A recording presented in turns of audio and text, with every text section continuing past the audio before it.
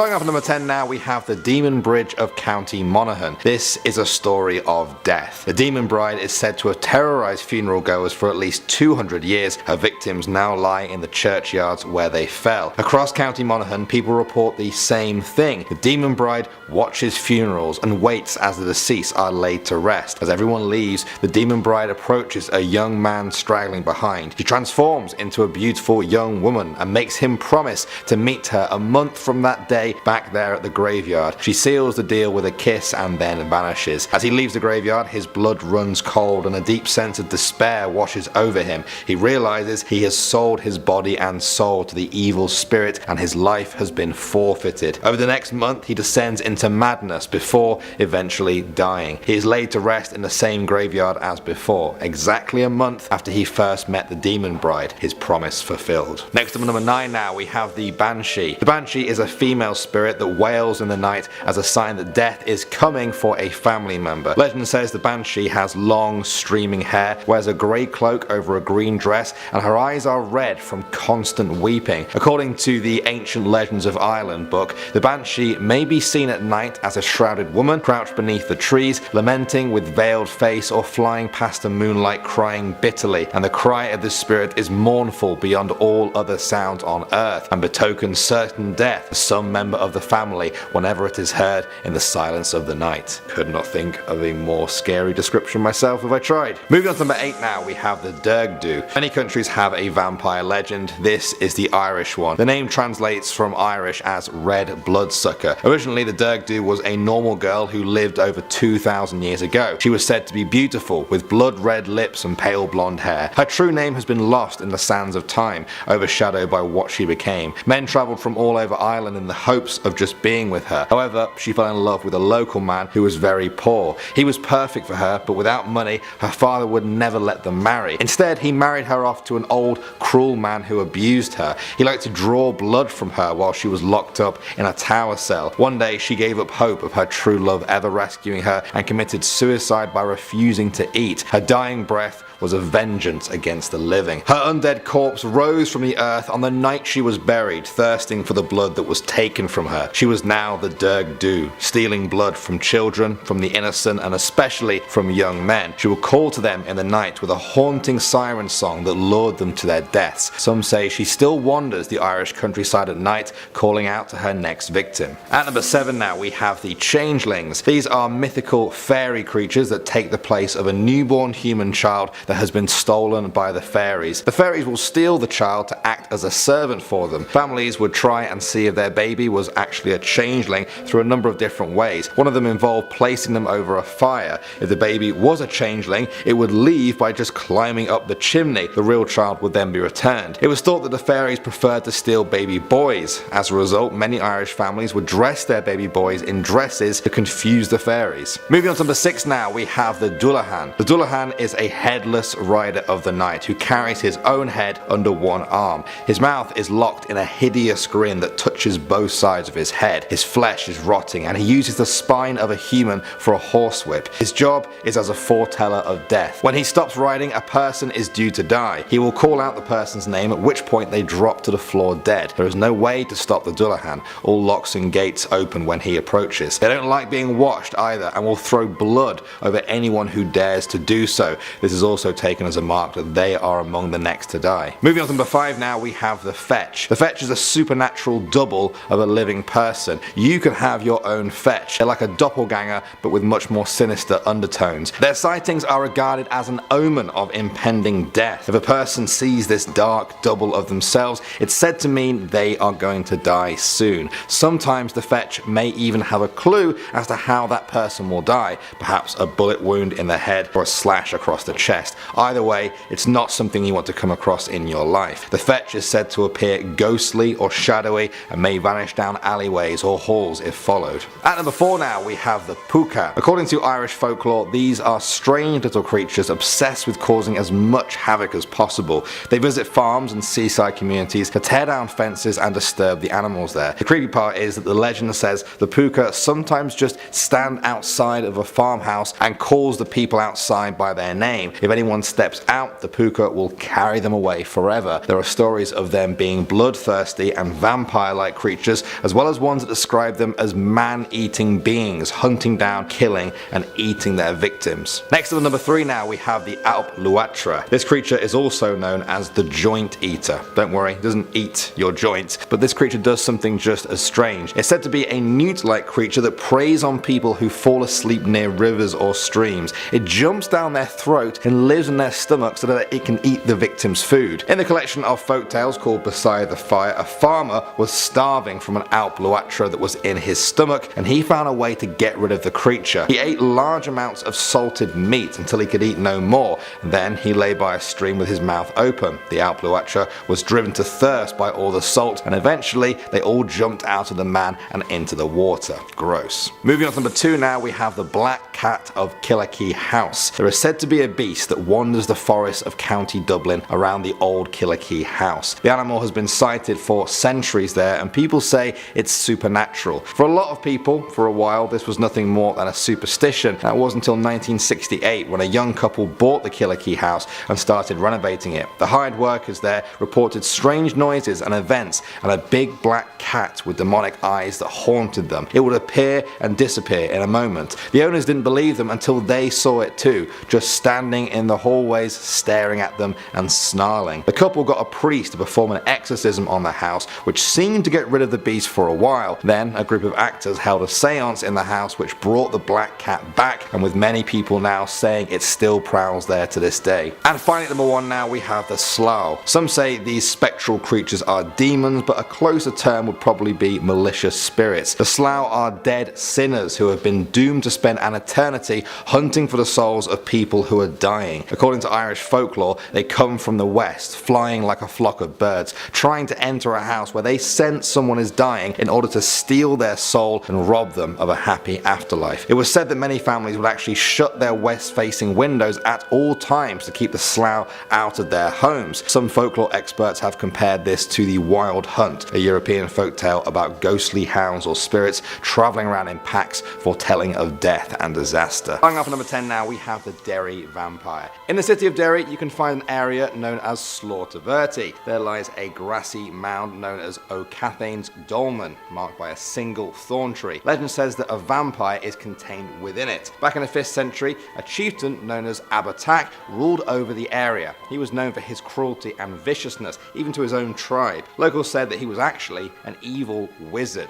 using his powers to rise to a position of power. When he died, the tribe gave him a respectful burial. They thought that was the end of it. A day later though, his reanimated corpse appeared in the village. He demanded a bowl of fresh human blood, or else he would release his terror upon them. The terrified village turned to help from another local chieftain called Cathain, begging that he kill Alat. Well, he did. He came and killed Alat, but he rose again, so he killed him again and again, but still he kept on living, returning to the village in search of human blood. Cathain consulted a Christian hermit for guidance. He directed that Alat be killed using a wooden sword made of yew. He then had to be buried head downwards, weighted with a heavy stone. Finally, thorn bushes should be planted tightly in a circle around the grave. Somehow, it worked. To this day, the mound still remains. People believe it should be left exactly as it is, or else the vampire will return, demanding human blood. Next up at number 9 now, we have the Cottage of Kunin. In Kunin, on the Fermanagh-Tyrone border, lies an old abandoned cottage. In 1911, it belonged to the Murphy family. Legend says they were being plagued by poltergeists, mischievous ghosts that wanted them out. The family chose to stay. Mrs. Murphy was a widow. Her and the children began to hear mysterious noises at night. There were knocks on the door, footsteps in the empty attic above, and strange groans emitting from the walls. This was only the beginning though. Plates began sliding across tables by themselves, and bedcloths moved around in empty beds. Then it started getting even more intense. Pots and pans were thrown violently against the walls while furniture floated off the ground. Even when things weren't being smashed around, a strange coldness permeated the cottage as mysterious shapes appeared and then disappeared through the walls. In the end, a Catholic priest was called in to perform 2 exorcisms, but that didn't work. Locals began to believe the family had brought this evil on themselves and stopped helping them. Finally, the Murphys caved in and emigrated to America in 1913. Locals believe the ghost followed them. Now, over 100 years on, their cottage lies abandoned. People still say an evil atmosphere surrounds it. Next up at number 8 now, we have the Dunsandle mantelpiece. This house in Galway has so many ghost stories attached to it, it's hard to keep track of them. In the early 20th century, a stone worker who was repairing parts of the old house took a shining to one of the mantelpieces. He decided to take it with him back to his workshop. Now, legend says that the ghost of a tall man that haunted the house had somehow attached itself to the mantelpiece and went with it. The workshop then became haunted. Objects would fly around the room. Glasses and other items would smash or break. Perhaps the creepiest thing was the actual sightings of the ghost, often accompanied with sounds of an Irish fiddle playing in the distance. The only way to stop the hauntings was for the stoneworker to return the mantelpiece to Dunstable House, where it remains to this day, along with its ghostly legend. Moving on to number 7 now, we have the Faceless Lady of Bly Castle. In Cork Harbour lies Bly Castle. In the 17th century, it's said that a woman named Margaret Hodnett lived there. She loved mirrors. Back then, mirrors were a symbol of luxury and wealth. Not many people owned them. Margaret had many of them so that she could always remind herself of her famous beauty. She had an on and off relationship with a local lord called Clon Rockenby. He asked for her hand in marriage many times, but she always refused. Eventually, he had enough of the rejection and decided to raise a small army to take her castle and her by force. Definitely an overreaction, I'd say. You can't just raise an army if someone doesn't want you.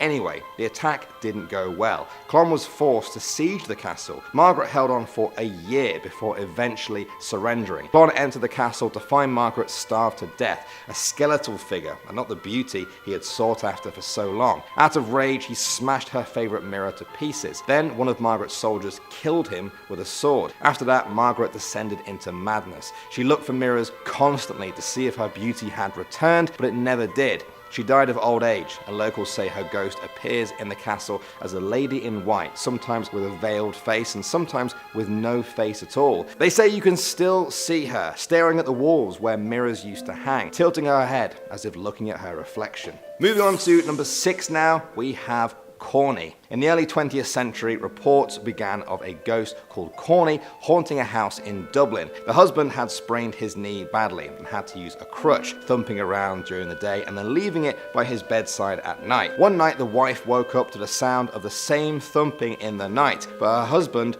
was next to her and the crutch was still by their bed. It was actually Corny, a poltergeist who was mocking the husband by thumping around in the night. He wreaked havoc on the house, playing practical jokes on the servants. Some of them were so terrified that they threatened to leave. The wife agreed to move them into a bedroom at the top of the house with a special press bed. On the first night, as they went to bed, the doors of the press bed flung open and Corny's voice called out, "Haha, you devils, I am here before you. I am not confined to any particular part of this house." He told them that in life he had been a bad man who had died a bad death. He said he couldn't tell them in what realm he was now because it would anger God. Next up at number 5 now, we have the Dobar Chew. This creature is also known as the King Otter in Irish folklore. It's said to resemble an otter, a dog and a fish all at once. There have been many documented sightings of it over the years. In the town of Cornwall in County Leitrim lies the grave of a woman who was said to have actually been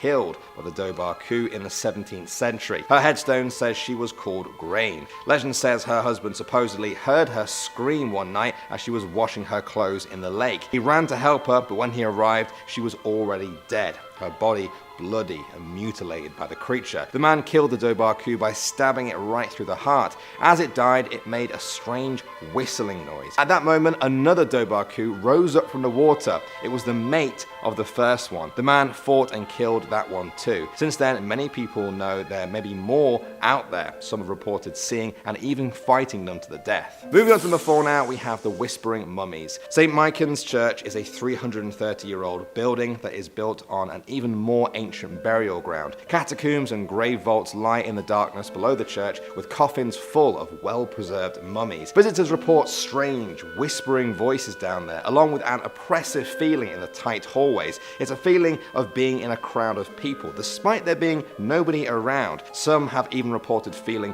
unseen hands touching them.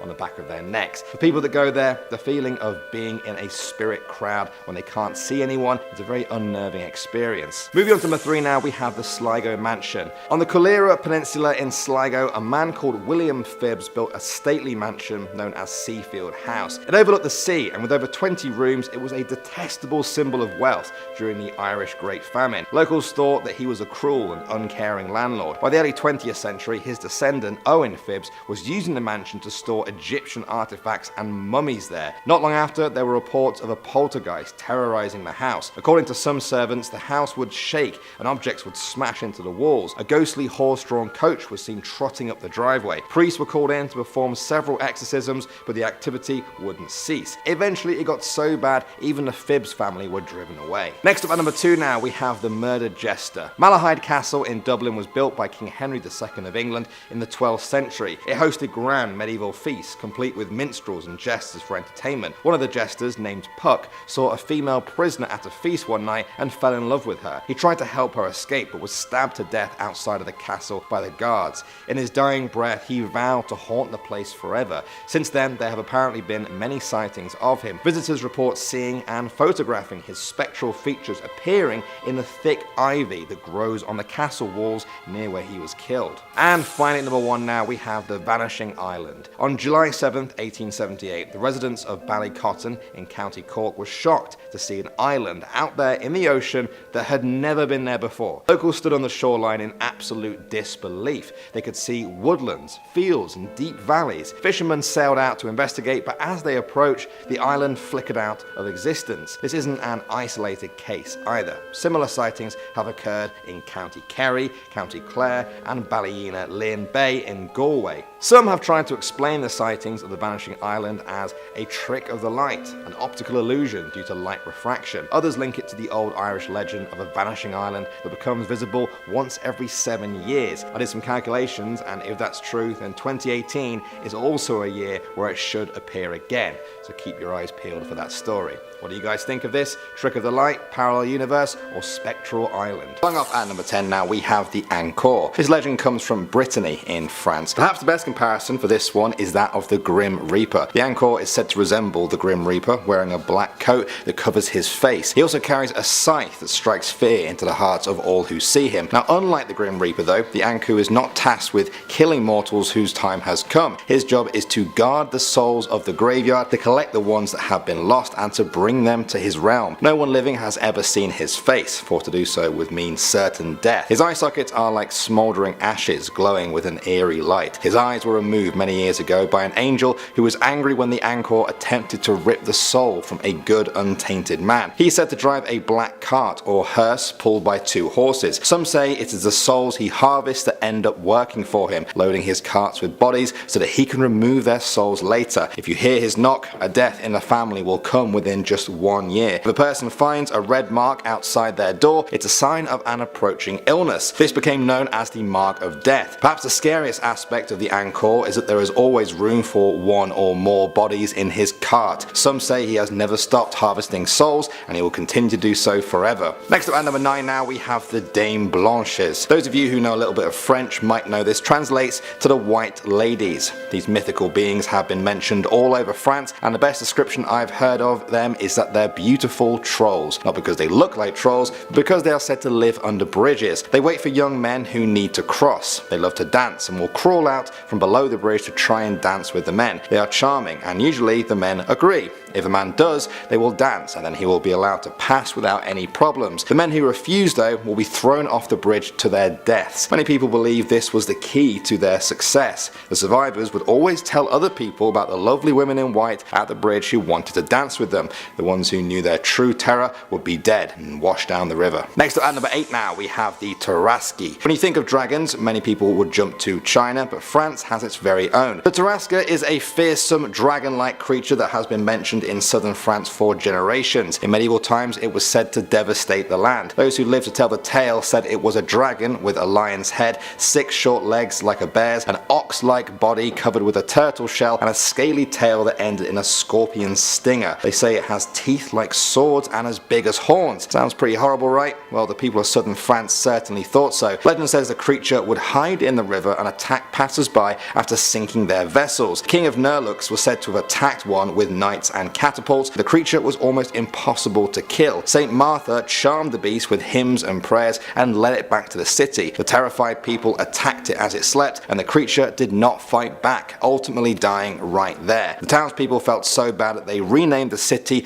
Tarascon in the creature's honour, a place that you can still visit today. Just keep one eye open as you sleep. Moving on to number 7 now, we have the Kidney Thieves. The story goes like this. A man in Paris once had too much to drink, and when he stumbled into his home, he forgot to lock his door. The next morning, he woke up naked in his bathtub, which was filled with ice. Next to the tub, he found his phone and a note that read, "Call an ambulance right away and don't move." There was also a bottle of champagne in the ice and a National Health Insurance reimbursement form stapled to the note. The man panicked but had no choice than to follow what the note said. He called the ambulance, which took him to the hospital. The doctors were shocked to find that someone had surgically removed one of his kidneys. He used the medical form to claim the money back in medical fees and got 30,000 euros. Many people in France have spread this scary story of organ thieves who are sometimes willing to pay a fair price, but they'll always take what they want by force. Next up at number 6 now, we have the Vanishing Hotel. The story goes like this. Two couples were driving through France on their way to Spain. To break up the journey, they decided to stay for the night in Montelimar in France. The hotel was full, and so they set out to find a new place to stay. They stumbled across a street with old-fashioned buildings and advertisements for a local circus. They found a hotel with some vacancies and decided to stay there for the night. They were surprised to find the hotel had no elevators or telephones. Every door had wooden catches on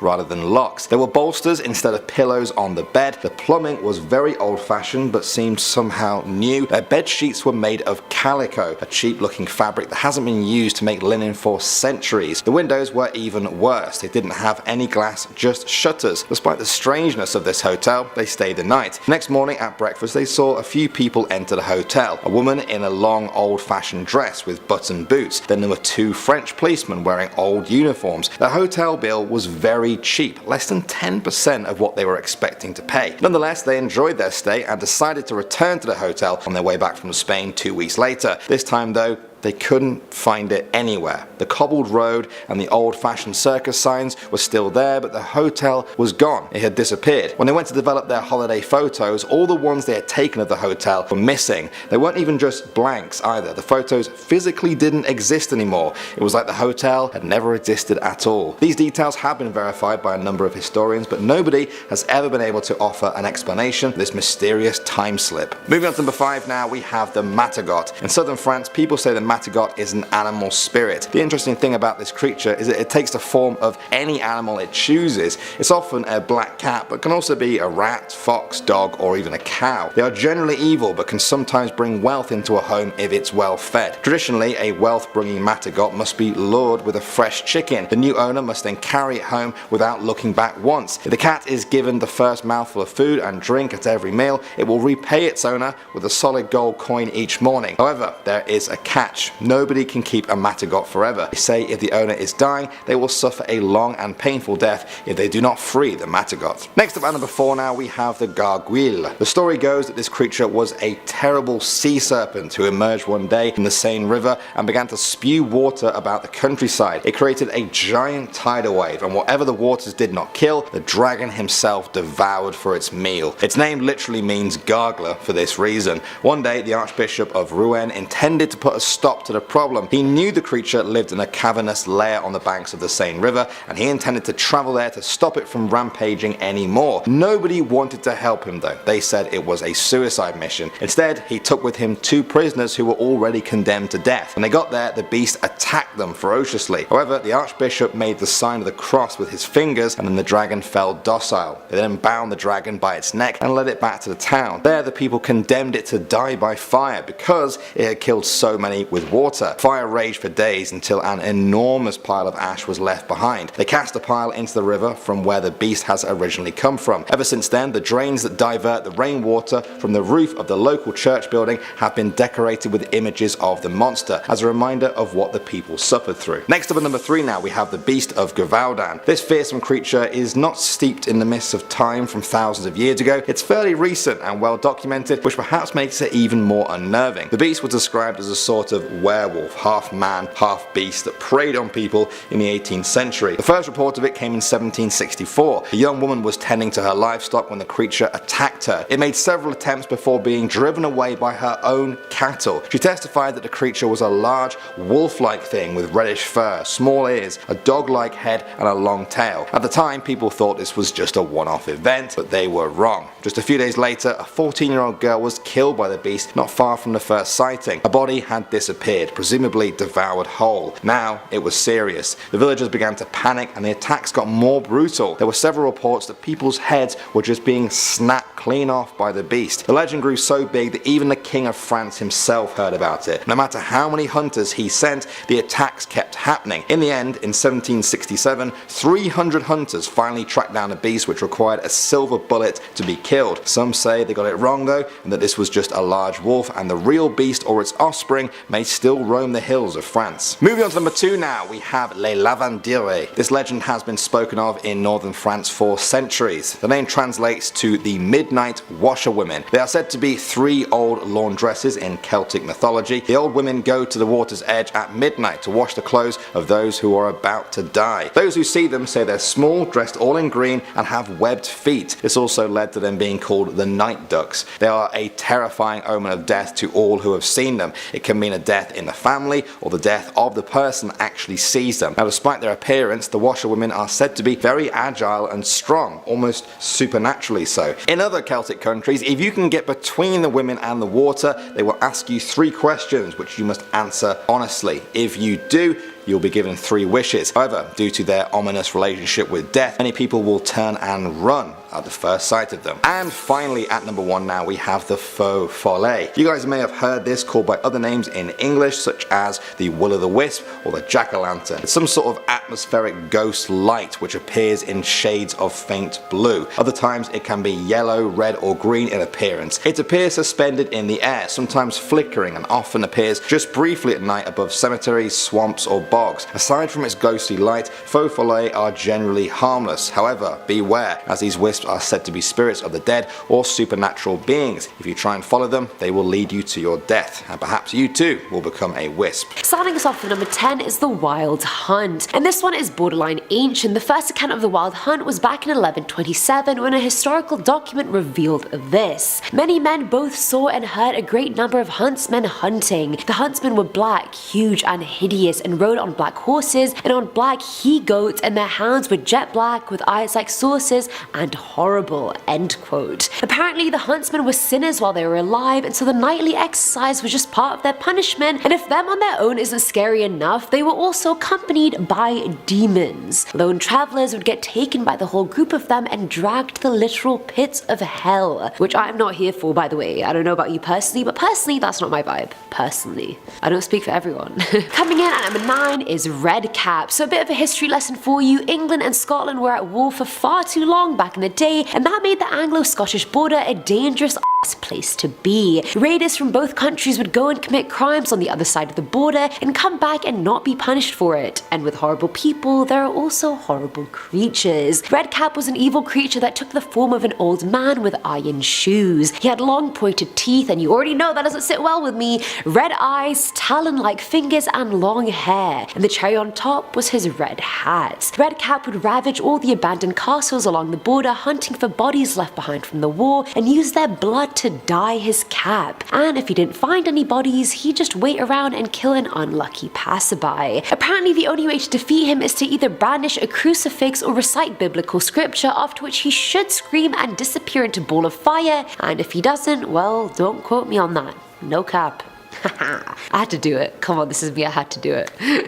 Chris is like, yeah. At number 8, we have the Vampires of Burton-on-Trent. No folklore video is ever complete without the mention of some kind of vampires or another. According to an old Anglo-Saxon chronicle, there were 2 peasants in Burton-on-Trent that had died, yet were seen walking around town with their coffins on their backs. They would knock on people's doors, calling out their names, and whoever was called upon would very quickly fall sick and die. Now, suspicious, the villagers decided to open up the coffins of the 2 men to see the corpses were completely completely undecayed and their mouths were covered with cloths drenched in blood. Being like absolutely not, the villagers then beheaded the corpses, cut their hearts out and burned the bodies. Good going, guys, I would have done the same. 2 black birds were seen emerging from the fire, and after that point the men were never seen again. I honestly feel like Twilight and the Vampire Diaries has really ruined vampires for me. I always have to remind myself they're not like Edward Cullen or the Salvatore brothers, they're like this. Don't fall in love with them, it's not cute. Let's not romanticize vampires, let's cancel that culture right now. Starting now. Filling on our 7th slot is Cutty Dyer. Now the legend of Cutty Dyer goes way back to at least 1879. That's the first time this creature was talked about in local publications, and everyone had already been it for a while. This creature is said to be an ogre or a water sprite that stalked the stream of the River Yo or Ashburn, depending on the version of the story that you hear. The legend originated in the town of Ashburton, where he supposedly lived under the King's Bridge. Isn't it usually trolls that live under the bridge? What's going on? Cutty Dyer would wait around stalking children and any drunkards that came by. He'd then pounce on them, drowning them and then gorging on their blood. That's appetizing. Parents used to tell his story to their kids, kind of like an ode to the boogeyman, so they'd stay away from the river. 2 people have even said to have witnessed him standing waist deep in the water, bearing shark teeth and bright glowing red eyes. Now at number 6 is Spring-Heeled Jack. Good old Jack terrorized Victorian Britain, namely London, from the 1830s onwards. First mentioned back in 1810, 3 women reported being attacked by a tall figure wearing a skin-tight black suit, long fingers, red eyes, and metal claws. Apparently he would breathe blue fire into their faces, not burning them, but paralyzing them. A fear was ripe around the city, everyone was bricks, and rightfully so. Many groups even set out to find and kill Jack, but he was never caught. As he gained popularity, his attacks became few and far between, because mans like to keep it low key, you know how it is. Keep it on the down low, on the DL. Like me, I'm a very low key person. Ha! Not. Coming in at number 5 is the Guy Trash. Now already the countryside of Yorkshire is pretty much deserted. The hills have a bunch of footpaths around them that people haven't used in centuries. So because of that and the major lack of signage, it's almost inevitable that one would get lost if travelling the area. The Guy Trash was said to be the most dangerous spirit to live in Yorkshire, and here I'm like, damn, there's more than one spirit? No. Looks wise, it could appear as a black horse or dog or mule with fiery red eyes. It would stalk the footpaths looking for lost travellers and would then lead them further astray, so they'd be even more screwed. Once the traveller was lost with no hope, the Guy Trash would either disappear, leaving them for dead in the dark, or it'd attack them, killing them instantly. At number 4 is the Mermaid of Galloway. First mentioned back in 1810, this tale goes as follows. The Mermaid of Galloway used to live in a breathtaking burn or watercourse, and every night she would sit on a rock and locals would come to her seeking medical advice. Everything was all rainbows and butterflies, but one particular religious woman thought the mermaid was the work of the devil. She ended up pushing the mermaid's rock back into the water, and so when the mermaid appeared the next day, she was so distraught due to the lack of seat. She cried out saying, "You may look to your empty cradle and I'll look to my stain." She said more than that, but it's all in Old English and I didn't even understand it, and I figured you guys wouldn't either, and it simply wasn't relevant. The next day, the religious woman's baby was found dead in its cradle, and the mermaid was never seen again. I mean, never take a woman's seat. You know what they say. No one says that, but I do. Filling on number 3 slot is the Kelpie and the 9 Children. Reverend John Gregerson Campbell was the first person to recount the story in his book Superstitions of the Highlands and Islands of Scotland back in 1900. Legend has it a group of 9 children were roaming around Laoghaire in the Scottish Highlands when they came across a relatively massive, friendly horse. This horse was so big that it had room for all 9 kids to sit on its back, and as soon as they did, the horse galloped off with the kids fearing for their lives. They wanted to jump off but were magically stuck to the horse, and only one of the kids survived because he had a pocket knife in his bag. He cut off his finger that was attached to the horse's mane and watched it dive into a lock, taking its damned cargo with it. None of the kids were seen again, but the following day, guts and other organs were seen floating on the surface of the water. Now at number 2 is the Witch Hare of Cleveland, and not Cleveland, Ohio, we're talking Britain, baby. So this story came to light in the early 19th century. Apparently a group of farmers were out hunting hares when they ran into Nanny X, a well-known witch in the area. She told them that she would tell them where a huge hare was, but that they should not set a black dog on it to kill it. Very specific instructions, but they agreed.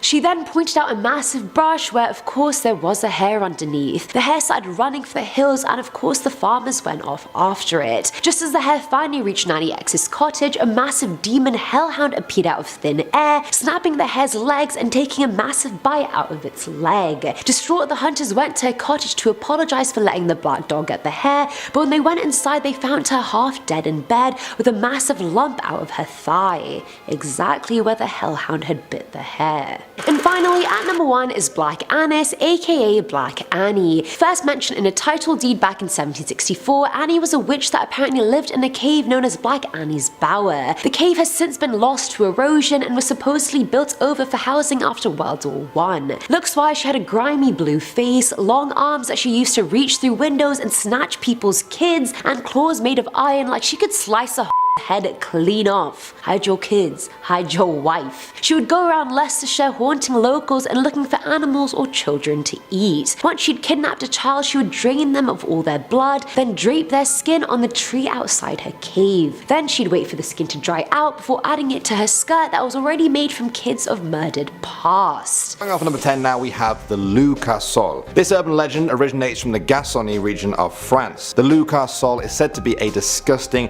grotesque creature that wanders the countryside of southern France. It's described as half snake, half snail. Its massive and long body carries an enormous shell on its back. Its hideous mouth is surrounded by several long, hairy and slime-covered tentacles that can extend for not inches or feet, but for miles. Yes, you heard me right, miles. They send these tentacles stretching out from the caves they live in. They wait for people to accidentally touch one, and then bang! They grab hold of you and drag you right down underground, where they swallow you whole with their huge mouths. Next up at number 9 now, we have meat pies. In the 15th century, the story goes that a barber and a cook made a deal in Paris. The barber would slit the throats of his clients, who were mainly poor college students. He would then chop up their bodies and send them through a trapdoor to a cook straight to his kitchen. The cook would then use the human meat to make his pies and sell them to the public. There were many different flavors and sizes to reflect the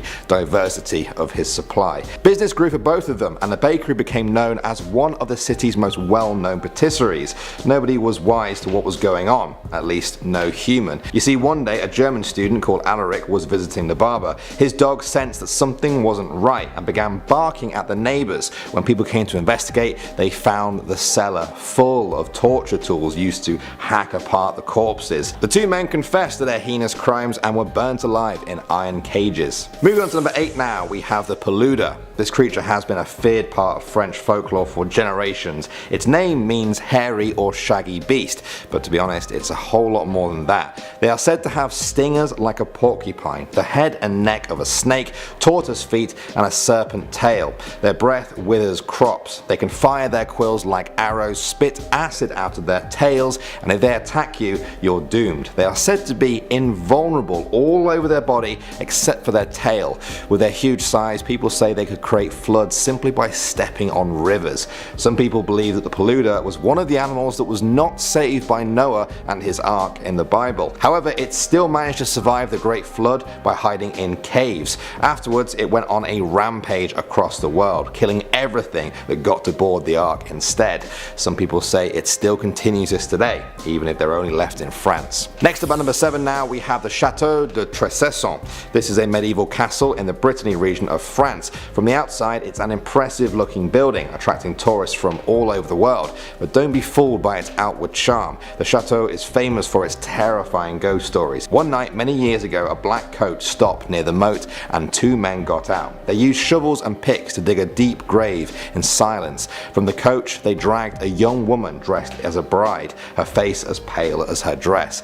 She didn't cry or beg for mercy as her executioners laid her in her grave and covered her with dirt. The men then rode off into the darkness. A local man saw the whole thing from the trees and gathered the other villagers to help. They dug her up and tried to save her, but by sunrise she had died without ever saying a word. They never knew who she was or why those men killed her, but it wasn't the last time people saw her. In the centuries since then, locals have sworn they see her ghost floating on the waters of the moat near where she died, still in her wedding dress and still deathly silent. Next up at number 6 now we have the catacombs. This is perhaps one of the most famous and creepy parts of Paris. They are a series of tunnels that wind underneath the city. They are said to hold the remains of some 6 million people there. They were first started in the late 18th century to help deal with the city's overflowing cemeteries.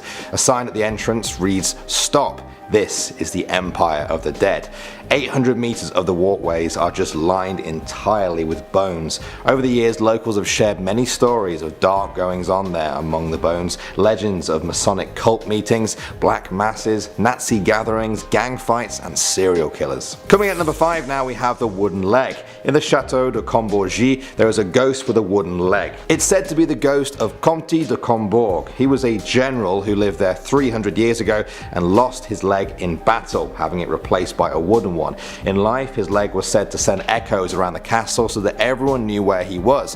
After he died though, that never went away. In the years since, many visitors have said they've heard his leg thumping around the castle in the night. Some even say they've seen it walking up and down the stairs by itself. No body attached to it, accompanied only by a mysterious black cat. Moving on to number 4 now, we have a strange concert. On June 2nd, 1925, a 24-year-old medical student named John Romier was studying in a garden in Paris. An elderly man approached him dressed in a strange riding coat. The two men began to talk about classical music, and eventually the old man invited John to come and listen to his concert that he was putting on with some friends on Friday.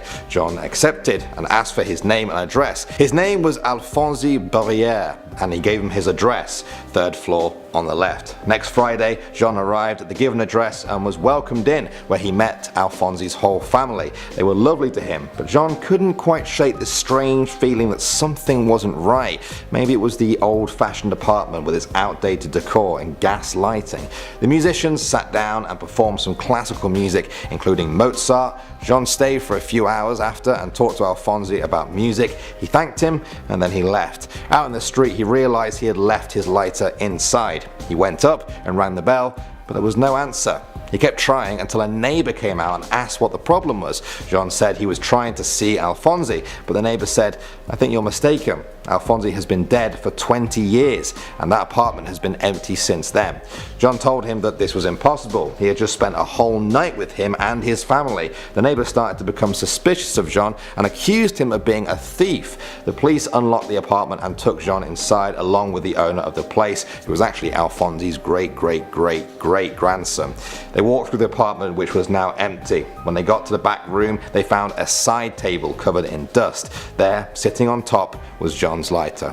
Some say that John experienced a real-life time slip. Others refuse to believe this happened at all. Either way, there's an official police report out there that contains this whole story, and many people believe it's still unsolved. At number 3 now, we have the Tuileries Phantom. This is another story involving a man called Jean. He worked as a butcher near the Tuileries Palace in Paris during the reign of Catherine de Medici in the 16th century. She ordered Jean to be killed because he had threatened to reveal many of the royal family's secrets.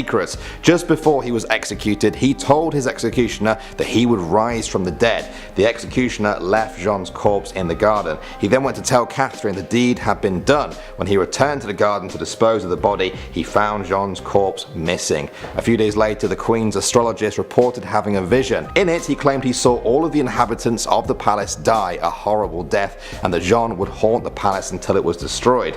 Not long after that, the executioner was on his way to the palace when he looked behind him and froze in horror. There stood Jean, drenched in blood, as if he was still alive, thus beginning the legend of the Red Man. He is said to have haunted the grounds ever since. People believe that if you come across Jean, the Little Red Man, that means a terrible tragedy will follow shortly. Next up at number 2 now, we have the Devil's Door of Notre Dame. Notre Dame is a very famous cathedral in Paris. Many visitors notice its elegant side doors with their intricate iron patterns. They were designed by an artist called Biscornet. His talents were known throughout France. The doors were considered a masterpiece, taking months to complete in Biscornet's workshop. Parisians were so impressed that some of them began to doubt that he did it alone. This was the 1300s, an age of deep superstition in Europe. Some people believe that Biscornet had sold his soul to the devil in exchange for this masterpiece. Locals said they had been to his studio during his work hours, where they had found him unconscious on the floor next to the finished piece,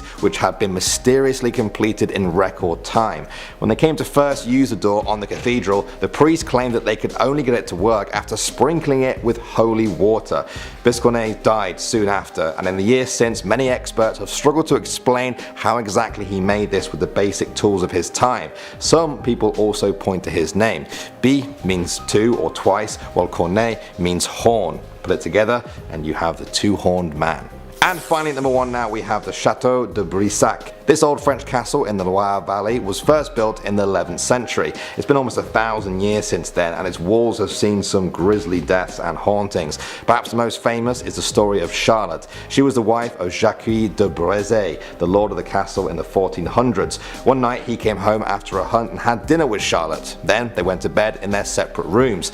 The marriage was said to be for political reasons, not love. That night he was woken by his servant, who said Charlotte had another man in his room, and it was one of his hunting partners. He flew into a rage, grabbed his sword and attacked both of them, slashing and hacking away. By the time they were dead, their bodies had almost 100 wounds inflicted. Charlotte was actually the half-sister of King Louis VI. He stripped Jacques of all of his titles and took possession of his castle. As for Charlotte, well, people say she never left. Her traumatic death made her a ghost, cursed to haunt the castle forever. They say at night, on the walls of the castle, you can see a female ghost in a green dress with bloody, gaping holes all over her body. She is silent except for when she returns to the room where she was murdered, where deathly moans and cries can be heard until dawn. Starting off at number 10 now, we have the Big Grey Man of Ben Macdui. Amphir Liathmore is the Gaelic name of a mythical creature known as the Big Grey Man, who is said to dwell at the summit of Scotland's Ben Macdui mountain. Over the years, many climbers have felt his presence or even seen him, a lumbering giant that skulks in the thick fog of the mountain peak. He's often described as being very large, sometimes about 10 feet tall when standing completely upright. Short hairs cover his whole body, especially thick on his broad shoulders. His arms are also said to swing wildly when he's sighted. Sightings of this creature have gone back for centuries, but the first credible account came from Professor Norman Colley in 1891. The day he saw it, he made a note in his journal saying, "I was returning home from a calm on the summit in the mist when I began to think I heard something else other than my own footsteps. For every few steps I took, I heard a crunch and then another crunch, as if someone was walking after me, but taking footsteps 3 or 4 times the length of my own." His account ends up going into much more detail, but for many people, this account and a few others are more than enough to convince them of the Big Grey Man of Ben Macdui. Moving on to number 9 now, we have Cathedral House Hotel. This building in Glasgow was originally built in 1877 as a halfway house for prisoners who had been released from the nearby Duke Street prison. That prison was the site of many executions over the years, including 12 in the 20th century. The last person to be executed in Scotland, Susan Newell, was hanged at the prison in October 1923 after being found guilty of strangling a paperboy. In the years since the last execution, locals swear that the spirits of the executed have made their home in the nearby Cathedral House Hotel. Some say they have felt a ghostly presence brush up against them on the staircase. There have also been several reports of 2 ghostly children being heard on the top floor of the hotel, and items of furniture moving of their own accord. In 2005, the Ghost Finders Scotland group conducted a thorough investigation using high-tech equipment. They recorded unusual EMF and tri-field readings, along with light orbs and various other anomalies appearing on both video footage and still photographs. Moving on to number 8 now, we have the Well of the Dead. Nice name. Many Scots will be familiar with the Jacobite Rising of 1746. On April 16th of that year, the Scottish forces fighting for independence from the British were defeated, suffering heavy losses. Many lost their lives on the fields of Culloden. Legend says that birds no longer sing above the boggy land where Jacobites made their final stand. That rhymed, that wasn't intentional. Locals have witnessed a tartan-wearing spirit wandering through the moor there. Those who get close enough managed to hear it muttering one single word: defeated. Every single year on April 16th, the anniversary of the battle, they say you can still hear the clashing of swords and the sound of men dying, locked in their bloody battle for eternity. Moving on to number 7 now, we have Jenny with the Iron Teeth. So we talked about Gorbals in the last video, the Glasgow neighbourhood that's home to Glasgow's necropolis of sorts, where an estimated 50,000 people are buried. As such, it's not too surprising that the area has made it into one of our videos for a second time now, but now it's for a different reason. In 1954, a policeman responded to reports that hundreds of children had descended upon the cemetery. When he arrived, the children had begun to disperse. He questioned them, and they swore that 2 children had just been devoured by the Gorbals Vampire. Some of you may remember the Gorbals Vampire from the last video. Well, the locals didn't believe the children, but not for the reason you might think. They claimed the children had actually seen Jenny with the Iron Teeth. It had been many years since they had heard that name. She is said to be a demonic hag who roamed Glasgow Green in the 19th century, dragging children to her lair with great big metal jaws. The reports made people fear that she had returned, and in the years since then, perhaps she's never left. Coming in number 6 now, we have Neta Fornario. This is perhaps one of the strangest missing person cases I've ever heard of. Neta Fornario was a member of an occult group called the Hermetic Order of the Golden Dawn. They practiced ritual magic, tarot cards, mysticism, and held a solid belief in the powers of telepathy. On top of all that, Neta also had a personal interest in fairies. In 1929, Neta went to the small Scottish island of Iona. Nobody is quite sure why she did it. She arrived at a local inn and spent most of her days wandering the tiny island alone. After a few weeks, her innkeeper woke up to find that Neta was in a frenzy of packing her luggage to leave. Neta said that she needed to leave right away, as several individuals were attacking her telepathically. The innkeeper told her it would be impossible to leave that day, as the boat to the mainland did not run on Sundays. Neta left the room in a rage, returning a few hours later to say that she had decided to stay on Iona after all. She left on one of her walks that night, but when she didn't return later on, her innkeeper raised the alarm. After a 2-day search for her, they found Neta's dead body. A cross had been cut into the turf with a dagger, and Neta's body was lying on top of it. A doctor could not determine how or when she died. Many people believe that she was mentally ill and suicidal, but others argue that she was the victim of some really dark magic. Next up at number 5 now, we have Provan Hall. Many people in Glasgow will know this as one of the oldest buildings in the city. It was built as a hunting lodge for the bishops of Glasgow in 1471. That's more than 20 years before Christopher Columbus set sail. For all you history buffs out there trying to get your head around the dates, it's a pretty old building. It has played host to some distinguished guests as well, including Mary Queen of Scots and her father, King James V. Ghosts have been reported at the hall ever since those days. Locals say they've seen spirits of murderers and also their victims. The master bedroom is said to be haunted by a man with a dagger. They say that in the 19th century he came home from 2 years at war to find his wife had had a baby with another man. In a fit of rage, he stabbed her to death and then slit his own throat. Another less violent ghost that's been seen is that of Reston Mathers. He was a previous owner of the hall who is often seen on the staircase. He died there in 1934 after breathing problems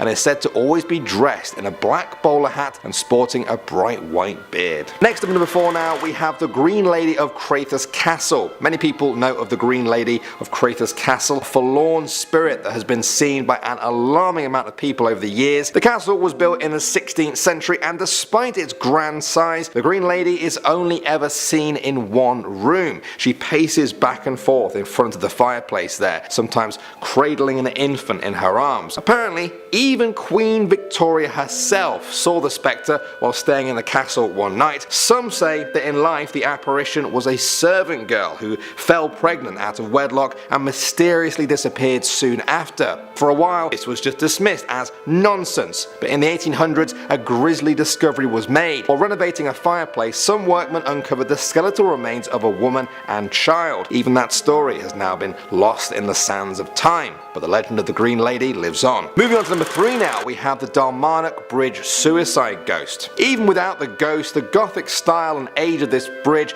leaves a stark image in visitors' minds. There has been a bridge on this site going way back to 1821, spanning across the River Clyde. It's also known for a harrowing suicide story. They say that years ago, a man jumped to his death from the bridge. He was 30 years old with short hair, wearing a blue 3/4 length coat and black trousers. In the years since then, many people have reported seeing his ghostly apparition jump to its death over and over again. Moving on to number 2 now, we have the Kelpsie. These are perhaps some of the most feared and famous creatures in Scottish folklore. Most accounts describe these creatures as shapeshifters that often take the form of a horse. When they appear in human male form, they are often very hairy. They jump out at lone travellers on deserted roads and crush their victims to death. If they appear in human female form, their behaviour is altogether different. They take the form of a beautiful woman and lure men to their deaths in the water, much like the sirens that we've talked about in other cultures' urban legend videos.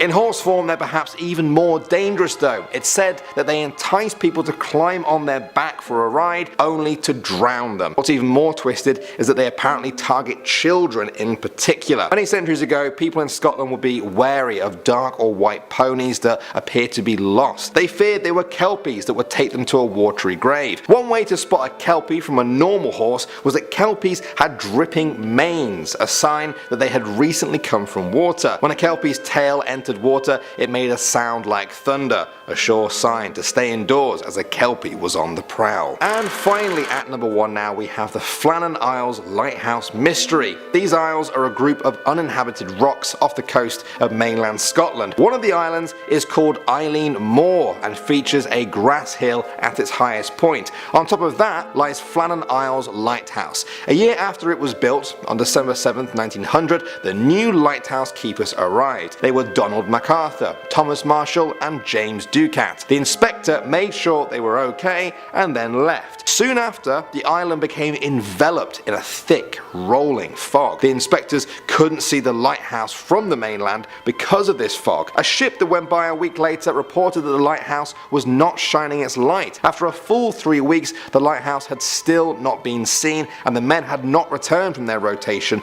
on the island. A rescue ship found that the island was empty. The lighthouse was locked, the clock on the wall had stopped, and there was a cooked meal just sat on the table. The last entry in the log had been made almost 2 weeks before. Authorities concluded they were swept away by a storm, but locals had maintained something supernatural happened on that island and that the fog had something to do with it. Starting things off at number 10, we've got the Gorbals Vampire. Back in September of 1954, the children from Gorbals in Glasgow went on a monster hunt looking for the creature that killed their 2 friends and drank their blood. For 3 nights, hundreds of children between 4 and 14 carried knives, stakes, clubs, and crucifixes and stormed into the creepy necropolis graveyard known locally as the City of the Dead. They were hunting a vampire that was said to be 7 feet tall with blood red eyes and sharp iron teeth. The children called him the Gorbals Vampire. This was actually a real event. On September 23rd, Constable Alex Deeprose was called to the City of the Dead because of a disturbance and found hundreds of armed kids looking for a vampire. Local news outlets picked up the story. Headlines said things like "Amazing scene as hundreds of children rush cemetery." But the report about the 2 missing children ended up being false. The police heard of no missing children reports at the time. The Gorbals Vampire was dismissed as an urban legend, and some say the kids were inspired by American comic books like Tales from the Crypt and The Vault of Horror.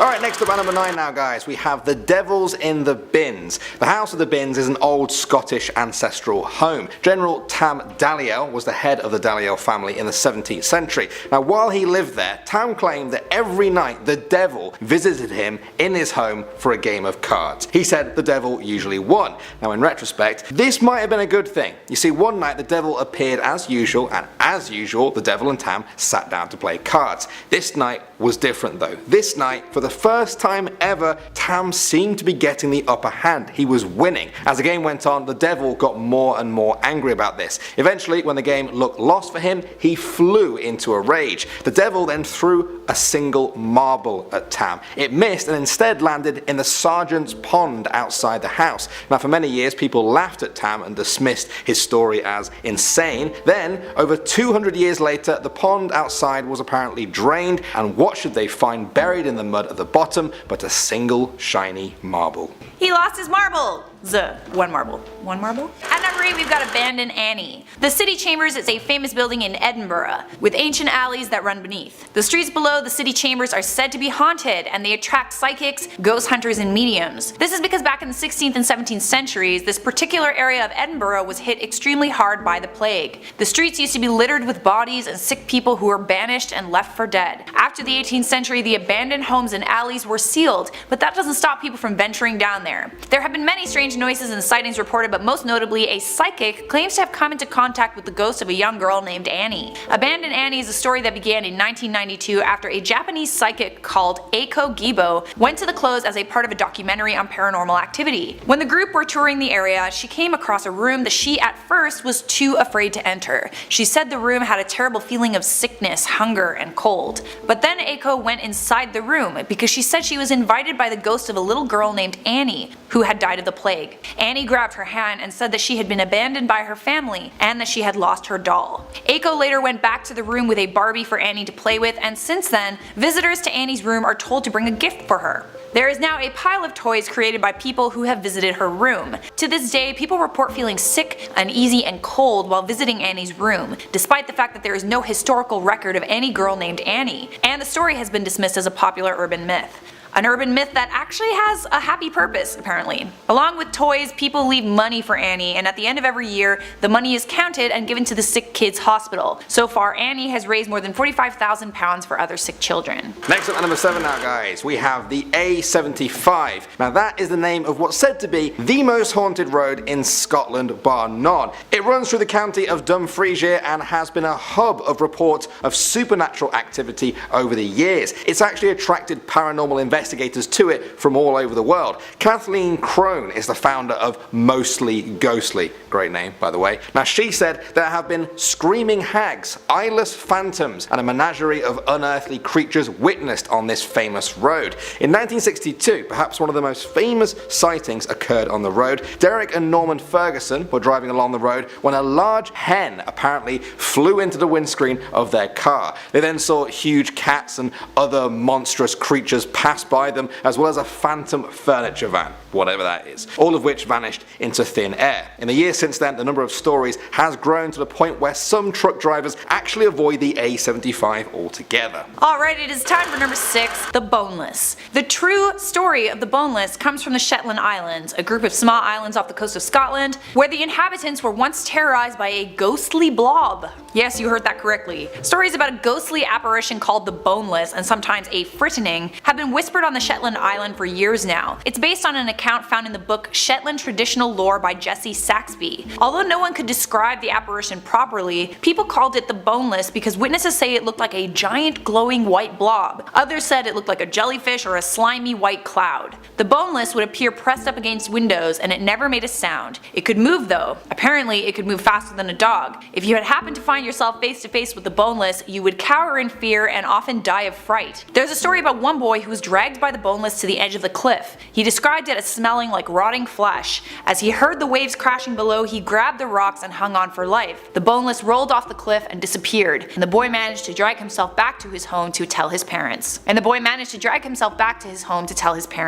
Next at number 5, we've got the haunting of Castle Stewart. The story goes like this. The Earl of Moray inherited Castle Stewart from his father. He wanted to rent it out, but he couldn't because the castle had such a bad reputation for being haunted. So the Earl tried to improve the castle's reputation by offering a reward to any man who was brave enough to spend the night in the castle. News about the reward spread, and eventually 4 men agreed. A minister, an elder in the Presbyterian church, a local shoemaker, and the last was a large man named Rob Angus. The deal was each of the men had to spend an entire night alone in a haunted room. Once they were inside, the door would be locked and wouldn't be unlocked until the next morning. The minister fell asleep in the room and had a dream about a blood-splattered man who sat down next to him. When he woke up, no one was there. The elder had a similar experience. While he was reading his Bible, the door to the room sprang open, and in walked a man covered in blood. The man drew his dagger on the elder, who fainted. He was found the next morning in complete shock. When it was the shoemaker's turn, he heard the door to the room open. A tall man with hooves for feet appeared in the doorway. The being jumped at the shoemaker and he fainted in terror. He was found unconscious on the floor the next morning. And lastly, it was Rob Angus's turn. Rob Angus was a big, strong Scotsman who said he wasn't afraid of anything. As the servant closed the door to his room, he said, "You will find me as I am, or dead."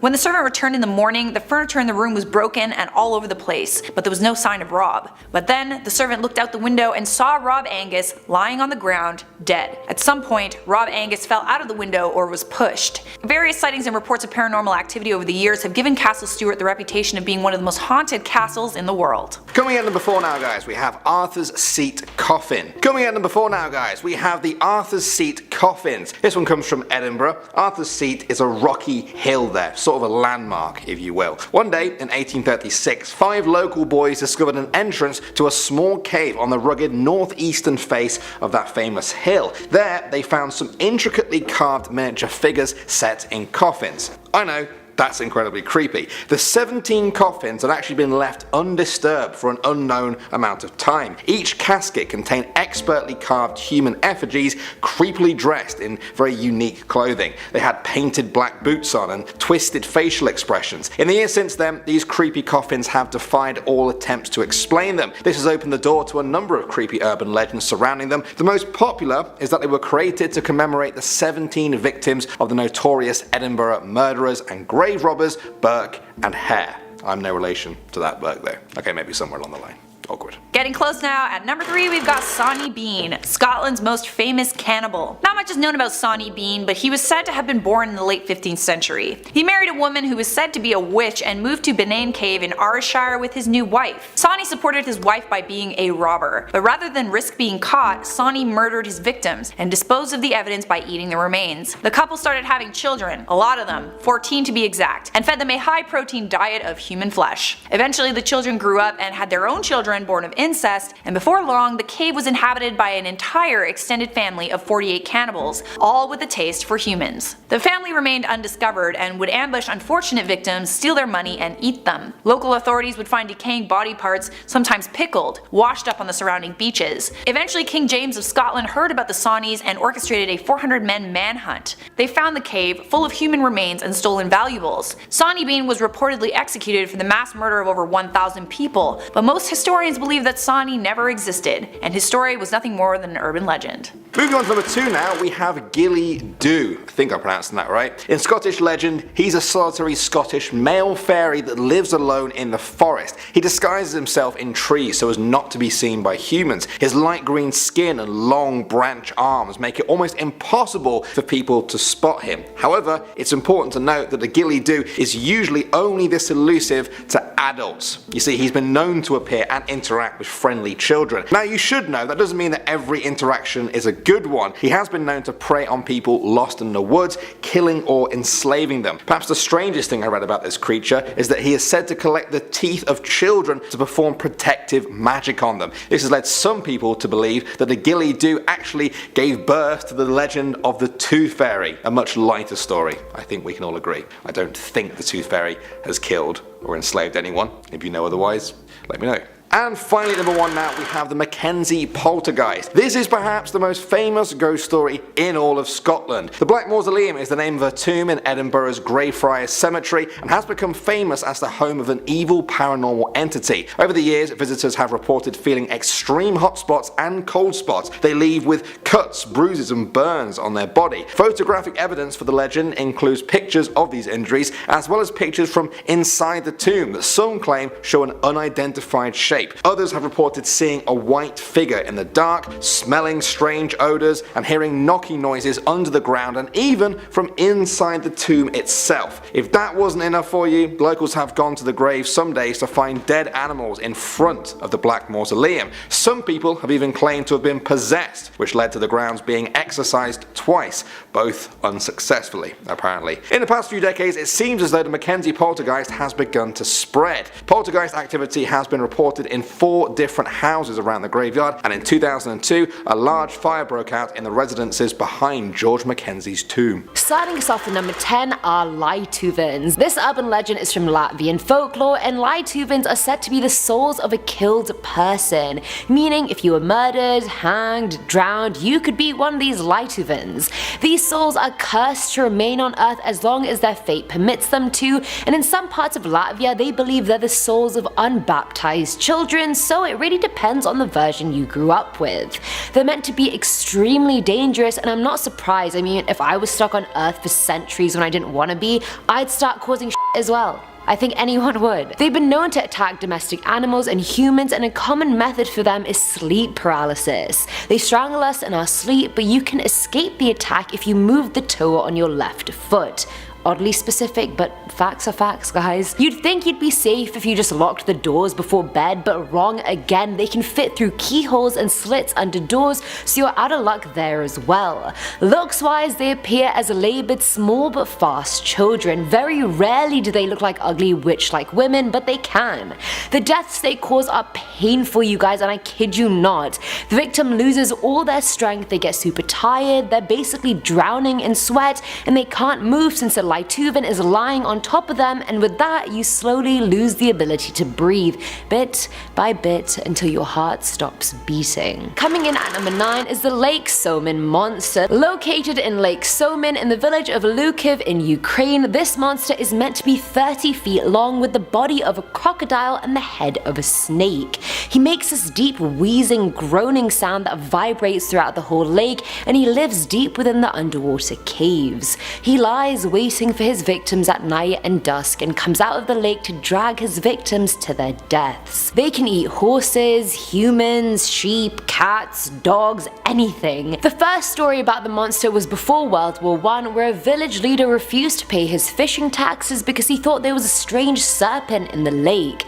Everyone was terrified, and an expedition was even launched but was called off when the war started. Stories arose again during World War II of a crocodile-like beast, and another expedition began, but no creature was ever found. At number 8 we have the gnome king Kyrie. According to this Dutch urban legend, Kyrie was the king of all the gnomes that live in North Brabant in the Netherlands. From their base they travelled quite a bit, and legend has it King Kyrie lived on Gnome Mountain, ironically also known as Devil's Mountain.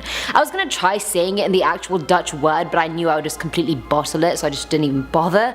The gnomes weren't evil, surprisingly. They would help farmers in their homes as well as people in other villages. They hated being seen, so would only travel at night, but if you were unfortunate enough to see a gnome, they'd have you for it. One farmer who apparently saw them was made blind in one eye just for glancing at them. The king ended up being shot by a hunter in the 1950s, and a statue of him was actually erected in the village they lived in called Höglön. I know I said that wrong, but I really tried. Filling our number 7 slot is Peikko. This urban legend comes from Finland, and I'm so happy to include this one because I've literally seen so many comments asking for Finnish urban legends, so at least I can semi-make it happen for you guys. And I don't know if I saw a lot of comments or just the same users commenting the same thing. But anyway, Peikko is said to be a massive creature similar to a giant who can turn invisible at will, change size at will, sleep in the form of a rocky landform for hundreds of years, and worst of all, he's been known to make holes in children's teeth. Since every country has their own version of the boogeyman, the Peikko is Finland's inspired version of it. He kidnaps children, and do we really need to go into what he does with them? Like, I think we all know. Let's just skip the atrocities. We don't have to talk about that. We don't. I don't need to imagine that, neither do you. Now at number 6 is the Enchanted Moura. Hailing from Portugal, the legend of the Enchanted Moura is very popular in local folklore there. Moura is an extremely beautiful and seductive shapeshifter that lives under an occult spell that was put on her against her will. She lives in places that represent boundaries like gates and doorways, and can build with incredible strength. She usually shows up combing her hair and singing. Sometimes her hair is blonde, sometimes it's black, and if you promise to help set set her free, she promises to give you treasure in return. These magical maidens were said to be the souls of the girls left behind to guard the treasure their partners hid before going to Moramar. They guard castles and rivers and are actually not evil. I know most female urban legend appearances are evil, but I mean they're pretty okay. I don't want to confuse people, it isn't one person, there's many versions of this enchanted Mora. There's many maidens. It's not just one, but they're all Mora. I'm gonna stop talking now. Coming in at number 5 is the dancing policeman. This urban legend may be one of the most well-known ghosts in all of Serbia. Back in the 60s, at the busiest intersection in Belgrade worked traffic policeman Jova Bull. Every day he wore a full white uniform. I'm talking white gloves, white hat, white everything. And his hand gestures were so elegant it was almost artistic. It was like a dance. Watchers were left breathless. It was like he was conducting a ballet, not cars. His face and smile drew you in, and it's like he was everything you wanted no matter who you were. If you violated regulations, he'd just wag a finger, and he'd even blow kisses at people.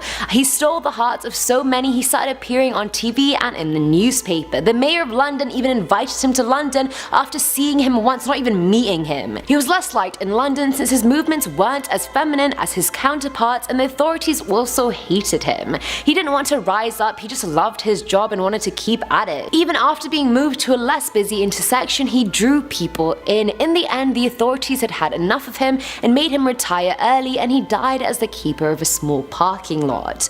They say you can see his spirit hover in the Belgrade intersection and the London one like an invisible ballet dancer. Honestly, this is a ghost I'd actually like to see. He seems very unproblematic and not scary. And I like a good traffic controller. I like nice traffic. Bad drivers are a no. At number 4 is the Petrin Fire. This urban legend is from the Czech Republic and it centers around Petrin Hill. Nowadays it's a lovely park and garden where you can go for a nice date or romantic stroll, but being there at night is a lot more of a risk.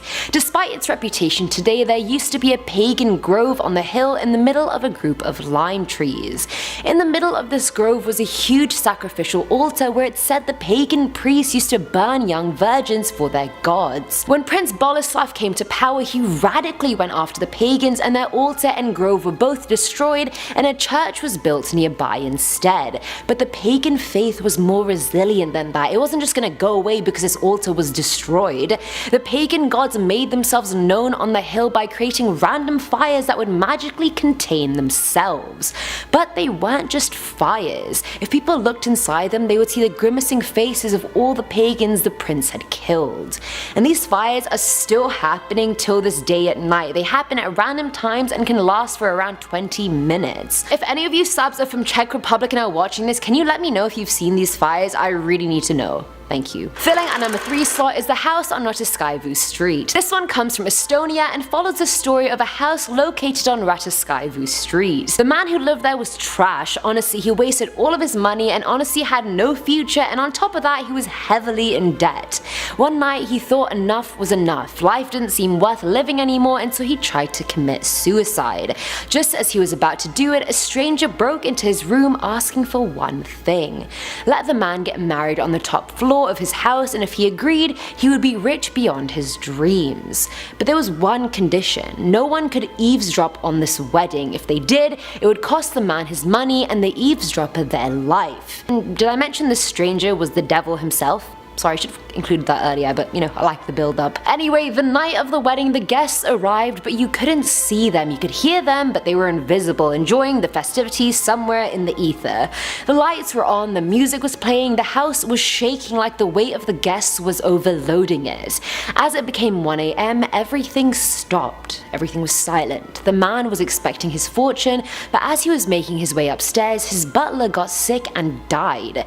He'd been eavesdropping on the wedding, and we knew what would happen if that happened, guys. We were forewarned.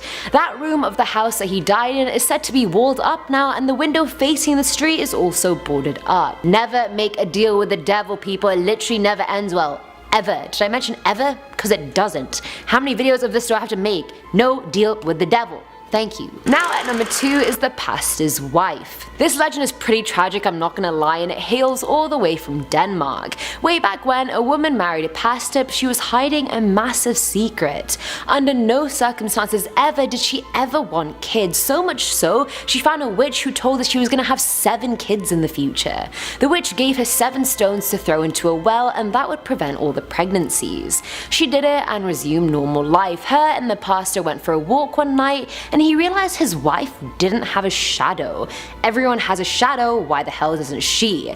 He realized she must have done something horrifically evil for this to happen and tried getting her to confess to him, but she refused. He kicked her out of their house and forced every villager to refuse her. He cursed her by saying it's more likely a red rose would grow out of his stone dining room table than for her to redeem herself. Harsh words. Absolutely crushed, the woman left the village and found a priest in another village nearby. He said to redeem herself she had to stay in the church overnight with a book he had given her, and that she can't give the book to anyone no matter what because many will be asking for it.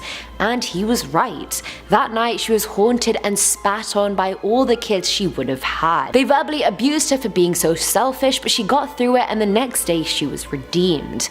But the priest said the only catch now is that you only have 1 day to live. She rushed back to her village hoping to see her husband one last time, but again no one let her in except one kind soul. She died behind an oven in that person's house, and the next day the pastor was heart attack level shocked when he saw a red rose coming out of his stone table. Overcome with heartache, he searched for his wife everywhere, and when he found out she was dead, he went mad and died soon after. I have no words. It hurts me. It hurts me here. And finally, at number 1 is Polodnica. Hailing from Slovakia but appearing in a lot of Slavic folklore, Polodnica is the noon demon, also known as Lady Midday or the Noon Witch. She mostly appears during the summer as a beautiful young woman in white, or an old hag, or even a 12-year-old girl who roams fields in the countryside. She takes the form of dust clouds and then appears literally out of nowhere and is always carrying a pair of shears or a scythe. She'll trick workers on the field by asking them a hard question, and if they answer it wrong, which most of them do, she'll quickly just change the subject and then behead them. Literally savage. She either beheads you, or if she's having a good day, she'll just give you a terminal illness. I don't know which one is better, to be fair. Neither really. One's a sudden death and the other is a slow burner. I don't know which one I'd choose. Which one would you choose? Probably the beheading, I feel. But then I'd have more time with it. Either way, let me know in the comments. She's known as a personification of getting sunstroke, and her presence has been linked to causing heat stroke in many people now. She causes aches in their neck, and if it's bad, one can even go mad. Number 10. Pavegale Island, Italy. Pavegale is one of the scariest haunted islands in Europe. A series of mysterious activities were detected on the island, and that is probably the main reason why the island is closed for visitors today. The island was the place where victims of the plague were quarantined and infected dead bodies were disposed of. It is said the remains of over 100,000 souls are buried there, and let me just say, that is a lot. The island was later the site of a nursing home and psychiatric hospital. Now it's rumored that it had a mad doctor who carried out unconventional treatments on his patients here before eventually throwing himself from the church's bell tower or being pushed, whichever you believe. Due to this, the bell was later removed, but people from the surrounding islands claim to have heard it echoing in the night on multiple occasions. The hospital eventually closed and the island was abandoned in 1968. Number 9. Hellfire Club, Ireland. No, not the Hellfire Club you're thinking of. This has nothing to do with Stranger Things, unfortunately, and let me just throw in, Eddie deserved better. Anyway, the Hellfire in Dublin was built as a hunting lodge where Dublin elites used to gather in the 1700s. The ruins of the club are located on top of Montpelier Hill overlooking the adjacent Massey Woods. There have been numerous stories about black masses, animals, and even human sacrifice rituals happening in the Hellfire Club, but that's not all. Multiple witnesses claim to have seen a satanic-like creature with a human appearance and cloven feet. So literally,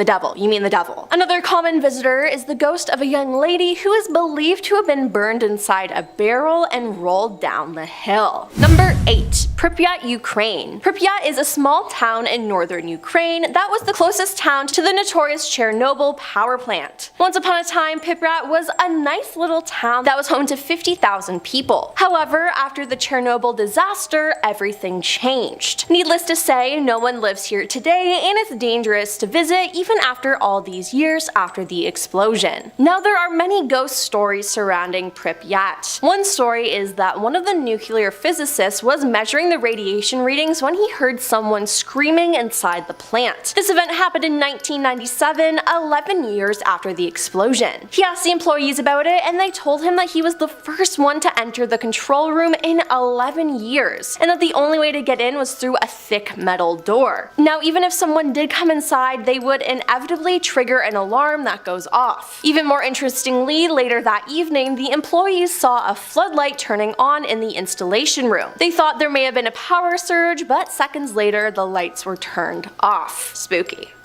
Number 7. Castle Ryzel, Poland. This red structure looming over Ryzel has had a horrifying dark past. The town was burnt down in the 1800s, and a woman named Barbara Zdunk was arrested for committing arson and was later accused of witchcraft. In the castle, she was tortured and taken advantage of on multiple occasions and eventually gave birth to 2 children. Many people claim that the ghost of Barbara and her children haunt the castle today, and rightfully so. A strange smell of perfume was reported in the castle on multiple occasions. Doors that were previously locked were found open the next morning, and some people even claim that they were touched by a strange force in the castle. Number 6. Witch's Castle, Austria. Witch's Castle, also known as Musham Castle, has a gruesome history. Hundreds of people were imprisoned, tortured, and had their lives ended inside these walls during the witch hunts of 1675 and 1690. Those who did escape the hangings had their hands cut off, while others were branded by hot irons. Now, after the witch hunting was over, they went back to normal. But then came another issue: werewolves. In the 1800s, many cattle and deer were found dead near the castle. So these people jumped to the logical conclusion that this was being done by werewolves. This led to some residents being tried and executed in the castle's dungeons as the full moon culprits. Staff and visitors swear they have felt someone's breath on them, been touched, heard banging sounds, footsteps, and doors slamming, and there's also been rumors of people hearing the sounds of the witches screaming, and werewolves apparently still prowl the grounds. Number 5. The Houska Castle, Czech Republic. The Houska Castle is located in a forest north of Prague and is one of the most haunted places in the world. According to the legend, on this exact spot, there was a huge hole in the ground which was considered to be the gateway to hell. Nice. Paranormal activities were disturbing the region, and the Bohemians thought they would solve their problems if they covered the hole, which honestly sounds like a good idea. That's why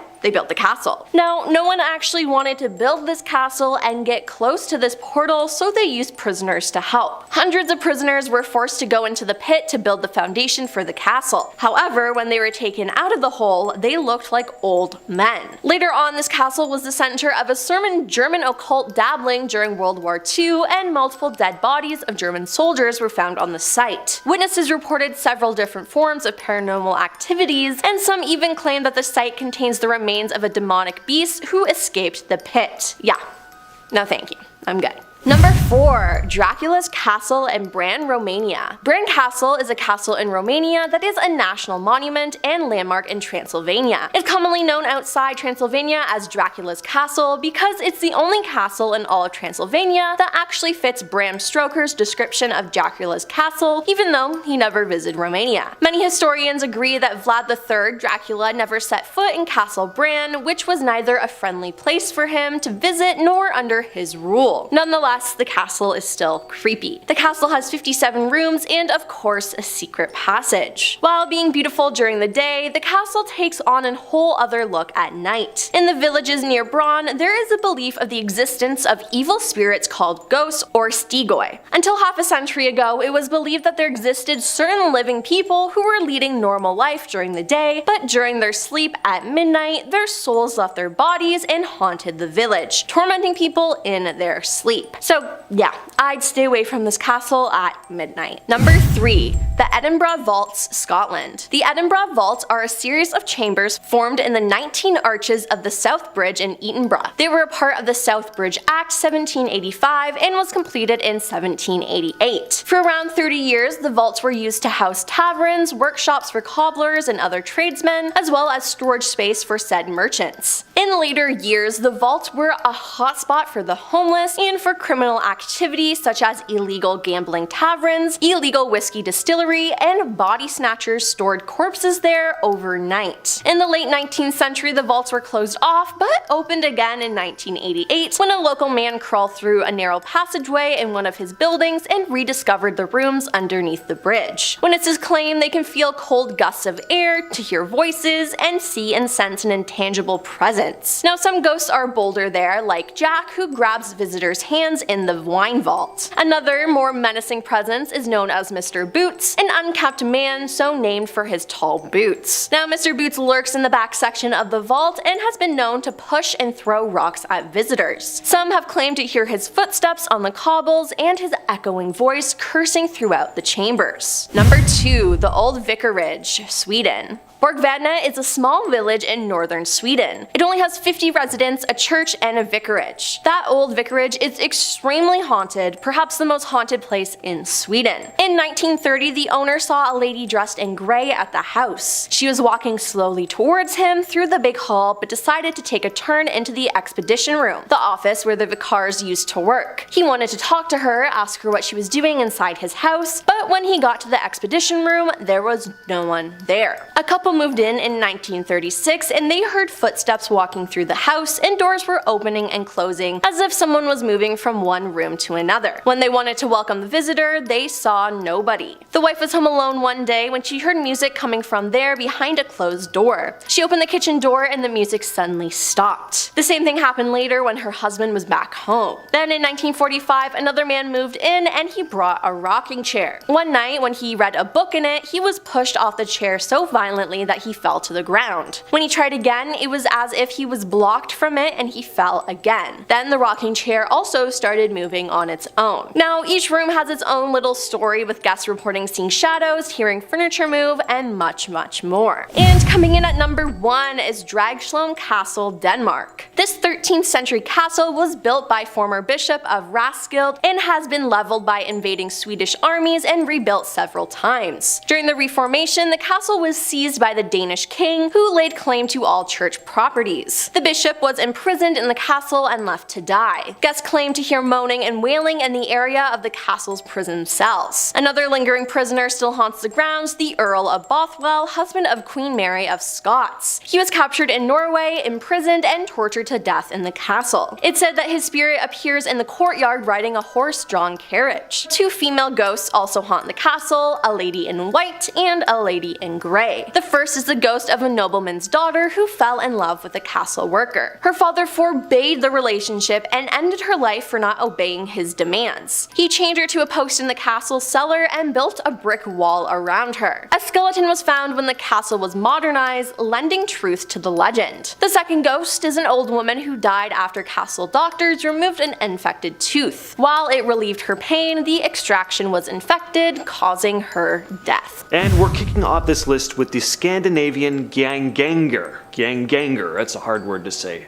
Might be mispronouncing it. Originating in the folklore of Scandinavia, particularly Norway and Sweden, the Ganganger is believed to be the embodiment of a deceased individual who returns from the grave to haunt the living. These spectral beings typically manifest with a pale complexion, dressed in tattered burial garments. They're often associated with unfinished business or unresolved grievances, seeking retribution or closure. It kind of sounds like a normal ghost, but they actually are very, very different. Legend has it that encountering one of these beings brings great misfortune and even death to those who cross its path. Instead of just appearing in the background of photographs or whispering incoherent sentences into spirit boxes like your regular old vanilla ghosts, the Ganganger are malicious spirits that can actually cause physical harm. The mere sight of these spectral beings is said to invoke a profound sense of dread dread and foreboding, as they are believed to possess this malevolent intent, even towards loved ones. Efforts to ward off or appease one of these beings have been present in Scandinavian folklore for centuries. Traditional rituals like offering prayers, performing protective charms, or conducting burial rites were believed to provide some defense against their haunting presence. At number 9, we have A Letter from a Blind Man. This one is short, but man, is it chilling. A dark tale that began circulating just after one of the darkest periods in modern history. In post-World War II in Berlin, a time plagued by scarcity, poverty, and hunger, a tale spoke of a young woman who encountered a blind man navigating his way through a bustling crowd. The two ended up striking a conversation, leading the man to ask if she could deliver a letter to the specified address on the envelope for him. Considering it was conveniently on her route home, she agreed to help. As she turned to walk away though, she craned her head back momentarily to see if there was anything else she could assist the blind man with, and to her astonishment, she caught sight of him hastily making his way through the crowd without his dark glasses or his white cane. Understandably, she was pretty suspicious at this point and headed over to report the incident to the authorities. The police swiftly raided the address mentioned in the letter, where they uncovered a gruesome discovery. In the home were piles of human flesh intended for sale, and within the envelope entrusted to the young woman was a chilling message that read, "This is the last one I'm sending you today." The Beast of Galan, terrifying creature's tale, has become a blend of fact, fiction, and folklore. The legend speaks of a monstrous beast that haunted the rural landscape of Gavaudan, a region in south-central France, during the mid-18th century. According to the stories, the creature possessed an insatiable appetite for human flesh, targeting women and children as its preferred victims. Descriptions varied, but many accounts depicted a fearsome creature resembling a massive-sized wolf or a hybrid predator, possibly with blood-red eyes and a black stripe running down its back. Its ruthless attacks, coupled with its supposed invincibility against conventional weaponry, left the people in a state of dread, desperation, and as the legend grew, so did the attempts to bring an end to the creature's reign of terror. Countless hunters, soldiers, and villagers embarked on these journeys to track down and take out the beast, yet the creature thwarted their efforts time and time again, evading traps, bullets, and even organized hunts. The legend reached its climax when a local hunter named Jean Chastel claimed to have slain the beast using a silver bullet. Over the years, the legend of the Beast of Gavaudan has been dissected by historians, mythologists, and enthusiasts, giving rise to various theories about the true nature of the creature. And apparently this did happen, it's just we're not quite sure if it was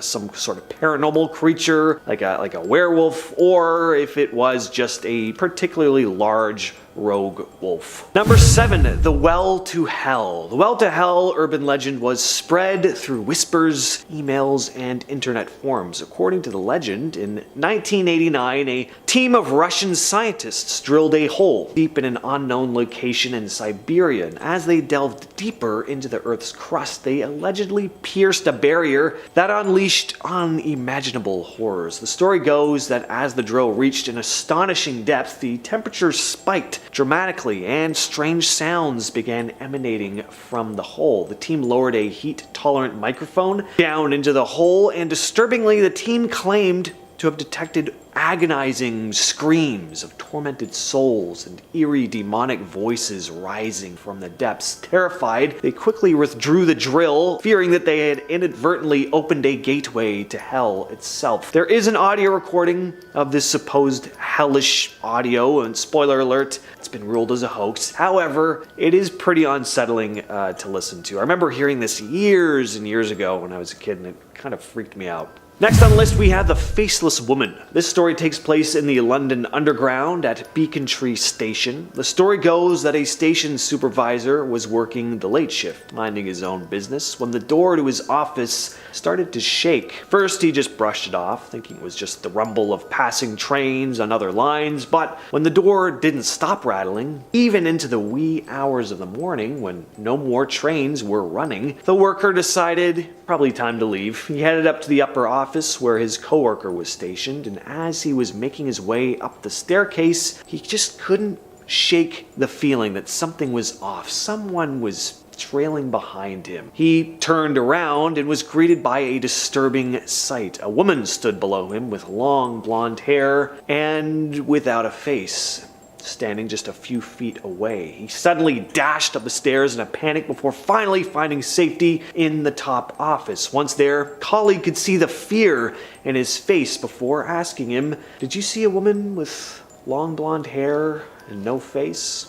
Next up is the Vanishing Hotel Room, aka the Vanishing Lady. This legend began circulating in the late 1800s, taking place in France. Like with most urban legends, there are multiple versions of the tale, but it goes something like this. A mother and daughter had recently arrived in Paris. They check into a hotel, but pretty soon the mother begins feeling ill, collapses. A doctor arrives who informs the daughter that her mother will need medicine. That can only be picked up at the other end of town. The daughter sets out to get the medicine, but when she returns to the hotel hours later, her mother is no longer there. In a panic, she asks the staff where her mother is, but they all claim not to know who she's talking about. According to them, the girl had arrived at the hotel on her own. In some versions of the story, the girl suffers a mental breakdown and ends up at a mental institution. In another version of the legend, it is revealed that the mother had actually died of the Black Plague, and the hotel tried to cover it up by disposing of her body and pretending like they'd never seen her in order to avoid bad publicity.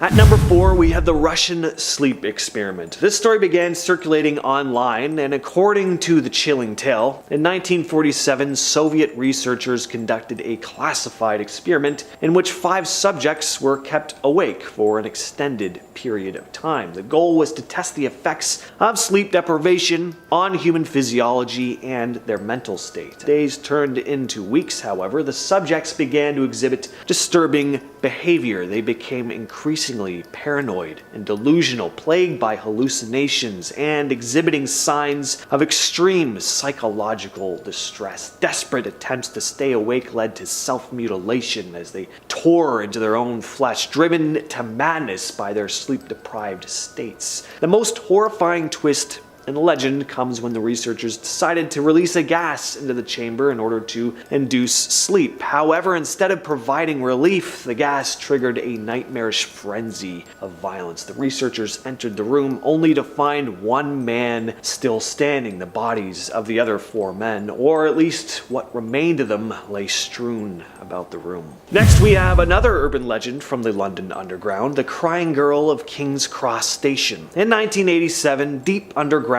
in the tunnels of the London subway at King's Cross Station, a fire had broken out. The fire took the lives of 31 people, and some say they still hear the wails and cries of the poor souls who lost their lives there, especially the crying woman. Late at night, when the platform is mostly deserted, some say they spot a woman dressed in jeans and a t-shirt, sobbing into the night, the echoes of her cries reverberating off the long, empty tunnels. When they go to approach her, though, she simply disappears. Coming in at number 2, we have the Black Volga. The urban legend of the Black Volga is a chilling tale that is circulated in various parts of the world, but particularly in Eastern Europe. According to the legend, a menacing black luxury car, often identified as a Volga sedan, prowls the streets at night, instilling fear in all who cross its path. The Black Volga is said to be driven by mysterious figures, frequently described as malevolent entities or agents of the supernatural. Witnesses claim that the vehicle appears seemingly out of nowhere, its engine roaring ominously as it glides silently through the darkness. The car's windows are tinted, hiding the occupants from view and shrouding their intentions in secrecy. Terrifying encounters with the Black Volga involve tales of kidnappings, disappearances, or even encounters with supernatural beings. Some versions of the legend suggest that the car is driven by vampires or other supernatural creatures preying on unsuspecting victims in the dead of night. Some have actually theorized that perhaps the Polish secret police spread these more outlandish legends in order to invalidate claims of genuine kidnappings carried out by the government. And at number 1, we have the Catacombs video. Now, this video really does exist. It's just the person behind the camera who's never been identified, which has led to multiple theories about the circumstances of this case. Is it just a hoax, or was this actually a man who got lost in the catacombs, never to be seen again? This is one most of you have probably heard of, but it's a story that's always stuck with me. One that chilled me to the bone when I first heard about it and watched footage. The video is said to have been filmed in the early 90s, possibly 1993. In the black and white footage, we see a POV of the cameraman as he makes his way through the dark tunnels of the Paris catacombs. Soon though, his breathing begins to intensify and he picks up his pace, now running aimlessly through the tunnels until he finally drops his camera altogether. Continuing to run further